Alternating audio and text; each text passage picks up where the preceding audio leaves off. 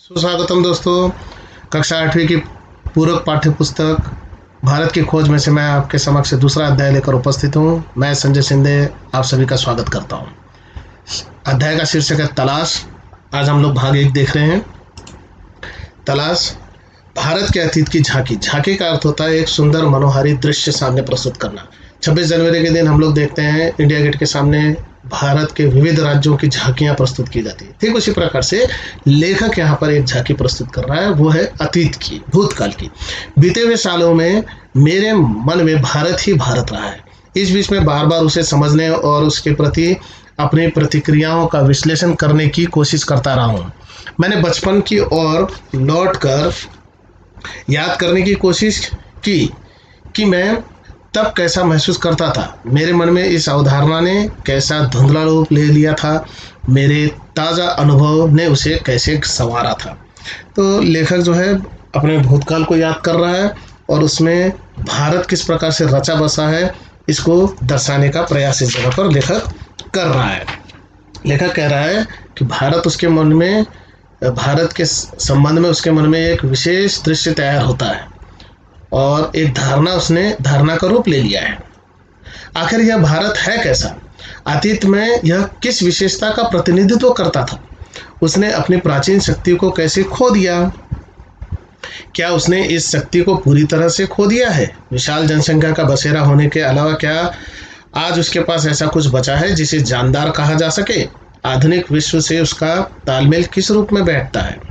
तो लेखक सोच रहा है, ऊहापोह में फंसा हुआ है और महसूस कर रहा है कि भारत जो है, यहाँ जो विशाल जनसंख्या है, इसके अलावा इसके पास कुछ बचा है अतीत का?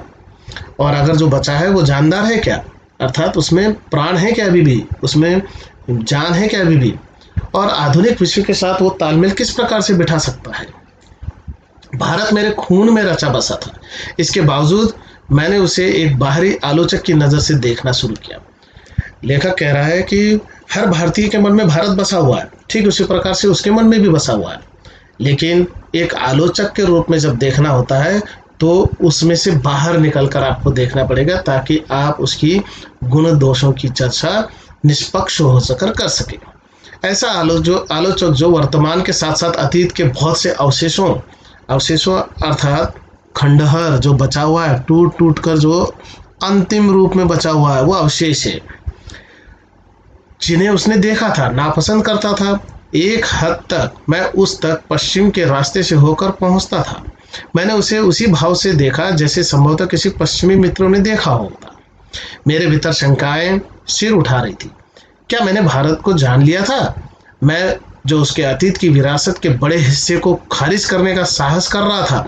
लेकिन अगर भारत के पास वह कुछ नहीं होता जो बहुत जीवंत और टिकाऊ रहता है, वह बहुत कुछ जो सार्थक है, जो भारत का वजूद उस रूप में नहीं होता जैसे आज है, और वह हजारों वर्ष तक अपने सभ्य अस्तित्व की पहचान इस रूप में कदापि बनाए नहीं रह सकता था, वह विशेष तत्व आखिर क्या था?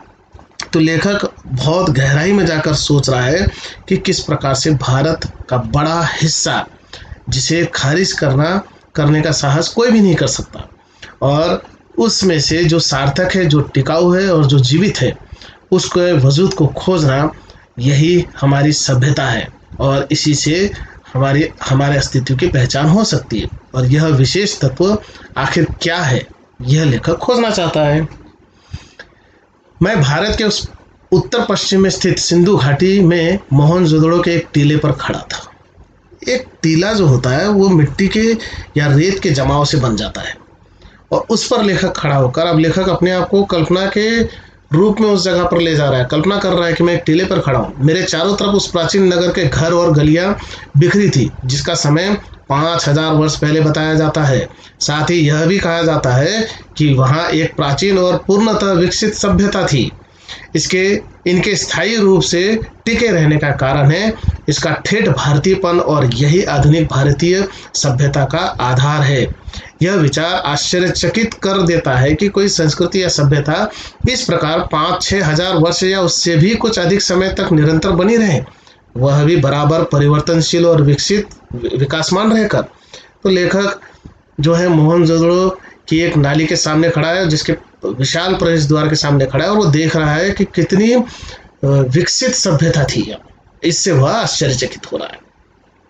फारस, मिस्र, ग्रीस, चीन, अब अरब, मध्य एशिया और भूमध्य सागर के लोगों से उसका बराबर निकट संपर्क रहा। यद्यपि भारत ने उन्हें प्रभावित किया और स्वयं भी उनसे प्रभावित हुआ, फिर भी उसका सांस्कृतिक आधार इतना मजबूत था कि वह हिला नहीं। इस मजबूती का रहस्य क्या है? हम जानते हैं कि एक समय पर, जैसे आज अगर हम स्थितियां देखें भारत की, तो भारत पर अनेक देशों का प्रभाव पड़ रहा है। वहाँ की विकसित खोजों का हम तुरंत उसको अपना लेते हैं और उसका हमारे जीवन पर प्रभाव पड़ता है। ठीक इसी प्रकार उस समय भी फारस, मिस्र, चीन, अरब, मध्य एशिया, इन सब का प्रभाव भारत पर निश्चित रूप से पड़ा होगा। लेकिन फिर भी मोहनजोदड़ो की सभ्यता ने अपने आप को मजबूत रखा। मैंने भारत का इतिहास और उसके विशाल प्राचीन साहित्य के कुछ अंशों को पढ़ा। मुझ पर विचारों की तेजस्विता, अर्थात उसका प्रभाव, उसका प्रकाशमय प्रभाव, भाषा की स्पष्टता और उसके पीछे सक्रिय मस्तिष्क की समृद्धि ने गहरा प्रभाव डाला। मैंने उन पराक्रमी यात्रियों के साथ भारत की यात्रा की जो सुदूर अतीत में यहाँ चीन तथा पश्चिमी और मध्य एशिया से आए थे। जैसे कि भारत में उस समय भी बहुत सारे यात्री आते जाते थे और आज भी बहुत सारे यात्री आते जाते हैं, लेकिन जो वो यहाँ पर आते हैं तो यहाँ की संस्कृति का अध्ययन करते हैं, उसको पढ़ते हैं, समझते हैं, लिखते हैं और अपनी लिखी हुई किताबों को फिर वो प्रकाशित भी करते हैं। ठीक इसी प्रकार से चीन और पश्चिम मध्य एशिया से आए हुए लोगों की यात्राओं की दास्तां को लेखक पढ़ता है और अपनी यात्राओं की दास्तां छोड़ गए थे। मैं पूर्वी एशिया, अंकोर, बोरोबुदूर और बहुत सी जगहों में भारत की उपलब्धियों के बारे में सोचने लगा। मैं उस हिमालय पर घूमता रहा जिसका पुराने मिथकों और दंत कथाओं के साथ निकट संबंध है और जिसने हमारे विचारों और साहित्य को बहुत दूर तक प्रभावित किया है। पहाड़ों के प्रति मेरे प्रेम ने और कश्मीर के साथ मेरे खून के रिश्ते ने मुझे उसकी ओर विशेष रूप से आकर्षित किया। इस महान पर्वत से निकलकर भारत के मैदानों में बहने वाली भारत की विशाल नदियों ने मुझे आकर्षित किया और इतिहास के अनगिनत पहलुओं की याद ताज़ा की। लेखक सब जगह पर कल्पना के माध्यम से घूम रहा है और लेखक ने भारत की यात्रा की है, इसलिए इन सभी चीज़ों को नज़दीक से देखा है लेखक ने। इंडस या सिंधु, जिसके आधार पर हमारे इस देश का नाम पड़ा, और इंडिया और हिंदुस्तान, और जिसे पार करके हजारों वर्षों से यहाँ जातियाँ और कबीले, काफिले और फौजें आती रही है। ब्रह्मपुत्र इतिहास की मुख्य धारा से लगभग कटी हुई पर पुरानी कहानियों में आज भी जीवित उत्तर पूर्वी पहाड़ियों के हृदय में पड़ी गहरी दरारों के बीच से बरबस मार्ग बनाती हुई भारत में प्रवेश करती है और फिर पहाड़ों और जंगलों से भरे मैदान के बीच शांत रमणीय धारा के रूप में बहने लगती है। यमुना, जिसके चारों ओर नृत्य, उत्सव और नाटक से समृद्ध ना जाने कितनी पौराणिक कथाएं एकत्र हैं। यहाँ समझने वाली बात है कि सिंधु जो नाम है, सिंधु नदी, इसी से हमारे भारत का नाम हिंदुस्तान पड़ा है या इंडिया पड़ा है। इंडस या सिंधु, जहाँ अरब की भाषाओं में जो है ह का उच्चारण स जैसा था, माफ कीजिए, स का उच्चारण ह जैसा था, जिससे कि हमारे यहाँ पर जो है स को ह कहने की परंपरा पड़ गई और हमारे यहाँ सिंधु से हिंदू नाम पड़ गया और हिंदू से हिंदुस्तान नाम पड़ गया। तो इस प्रकार से भारत का नाम हिंदुस्तान जो है पड़ गया। और यहाँ जो विविध नदियाँ बह रही हैं, जिसमें गंगा, ब्रह्मपुत्र ये प्रमुख नदी मानी जाती है, यमुना प्रमुख नदी मानी जाती है। तो इसके तटों पर बहुत सारी कथाएं जो हैं वो भारत के इतिहास को दर्शाती है। इन सबसे बढ़कर है भारत की गंगा, जिसने इतिहास के आरंभ से ही भारत के हृदय पर राज किया और लाखों की तादाद में लोगों को अपने तटों की ओर खींचा है। प्राचीन काल से आधुनिक युग तक गंगा की गाथा भारत की सभ्यता और संस्कृति की कहानी है। मैंने पुराने स्मारकों और भग्नावशेषों को और पुरानी मूर्तियों और भित्ति चित्रों को देखा। लेखक ने जो है स्मारक अर्थात पुराने ऐतिहासिक इमारतें, भग्नावशेष अर्थात उसकी टूटी फूटी दीवारें और उसमें लगी हुई मूर्तियां और दीवार पर बने हुए चित्रों को देखा है लेखक ने। और इसमें क्या देखा इन्होंने? अजंता, एलोरा, एलिफेंटा की गुफाओं और अन्य स्थानों को देखा। लेखक ने अजंता के चित्रों को देखा, एलोरा की मूर्तियों को देखा, एलिफेंटा की मूर्तियों को देखा। मैंने आगरा और दिल्ली में कुछ समय बाद बनी खूबसूरत इमारतों को भी देखा, जहाँ का प्रत्येक पत्थर भारत के अतीत की कहानी कह रहा था। मैं अपने शहर इलाहाबाद में या फिर हरिद्वार में महान स्नान पर्व कुंभ के मेले में जाता हूँ और देखता हूँ कि वहाँ अब भी सैकड़ों और हजारों की तादाद में लोग आते हैं, वैसे ही जैसे हजारों वर्ष से उनके पुरखे गंगा स्नान करने के लिए भारत के सभी कोनों से आते रहे हैं। तो ये हम सभी जानते हैं कि कुंभ का मेला हर 12 साल में हमारे यहाँ आयोजित होता है, और यहाँ पर भारत भर के साधु संत आते हैं और यात्रीगण आते हैं, जो यहाँ पर गंगा स्नान करते हैं और पुण्य को प्राप्त करते हैं, पुण्य अर्जित करते हैं और अपने पापों को धोते हैं। तो लेखक ने ये सारी चीज़ें देखी हैं। मुझे 1300 साल पहले चीनी यात्रियों और कुछ दूसरे लोगों द्वारा लिखे इन पर्वों के वर्णनों की याद आ जाती है, जो कि उस समय भी ऐसे मेले पुराने पड़ चुके थे और अनजाने प्राचीन काल में गुम हो गए थे।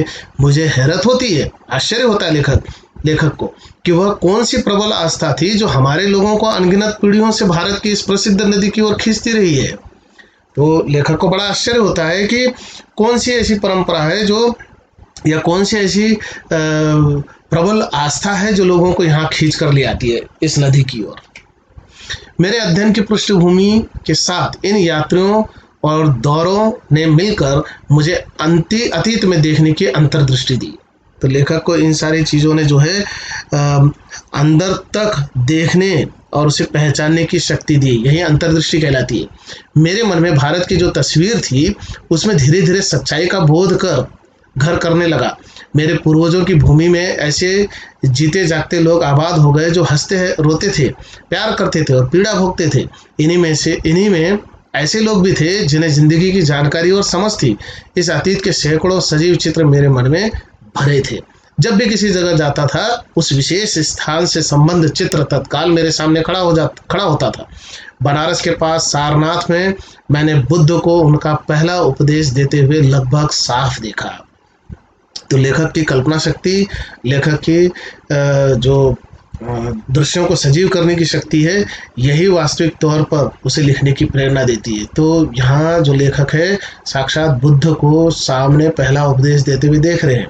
2500 वर्ष का फासला तय करके उनके कुछ अभिलिखित शब्द जैसे दूर से आती प्रतिध्वनि की तरह मुझे सुनाई पड़े। तो यहाँ शिलालेख पर लिखे हुए, पत्थरों पर लिखे हुए और अभिलिखित अर्थात लिखित सबूत जो लेखक को है वो आज भी लेखक को सुनाई दे रहे हैं। अशोक के पाषाण स्तंभ जैसे, पाषाण भी पत्थर होते हैं और स्तंभ जो है वो प्रसिद्ध है, हम लोग जानते हैं, उसी में से हमने अशोक चक्र लिया है और हमारे ध्वज पर है वो। जैसे अपने शिलालेखों के माध्यम से मुझे एक ऐसे आदमी के बारे में बताते थे जो खुद एक सम्राट होकर भी किसी अन्य राजा और सम्राट से महान था। फतेहपुर सीकरी में अपने साम्राज्य को भुलाकर बैठा अकबर विभिन्न मतों के विद्वानों से संवाद और वाद विवाद कर रहा था। वह जिज्ञासु भाव से मनुष्य की शाश्वत समस्याओं का हल तलाश कर रहा था। इस तरह भारत के इतिहास की लंबी झांकी अपने उतार चढ़ावों के और विजय पराजयों के साथ जैसे धीरे धीरे मेरे सामने खुलती जा रही थी, मुझे इतिहास के 5000 वर्षों से चली आ रही इस सांस्कृतिक परंपरा की निरंतरता में कुछ विलक्षणता प्रतीत होती है। यह परंपरा जो दूर दूर तक जनता में फैली थी और जिसने उस पर गहरा प्रभाव डाला था। तो यहाँ लेखक कह रहा है कि इन सारी चीज़ों को सजीव रूप में, झांकी के रूप में लेखक अपने मन में देख रहा है। जो कुछ भी उन्होंने पढ़ा है, जब वो उस जगह पर पहुंचते हैं तो उनके सामने वो झांकी के रूप में तैयार दृश्य हो जाता था। और कई बार ऐसे दृश्यों को देखते हुए वह अपनी सांस्कृतिक परंपरा में जो निरंतरता है उसे देखकर आश्चर्यचकित हो जाती थी। भारत की शक्ति और सीमा। भारत की शक्ति के स्रोतों और उसके पतन और नाश के कारणों की खोज लंबी और उलझी हुई है। तो यहाँ एक बात लेखक कह रहा है कि भारत की जो ताकत है, जो शक्ति है, उसके उदय के जो स्रोत हैं और उसके पतन और नाश के जो कारण हैं, ये बहुत उलझी हुई बात है। इसे खोजना इतना आसान काम नहीं है।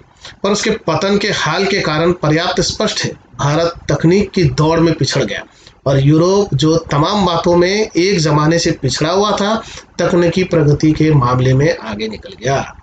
तो भारत अपनी ही बातों में उलझा रहा और यूरोप जो है वो तकनीकी मामले में प्रगति करता चला गया। और आज हम जिस समय यह किताब लिखी गई उस समय यूरोप के लोग जो है तकनीकी मामले में भारत से बहुत आगे थे।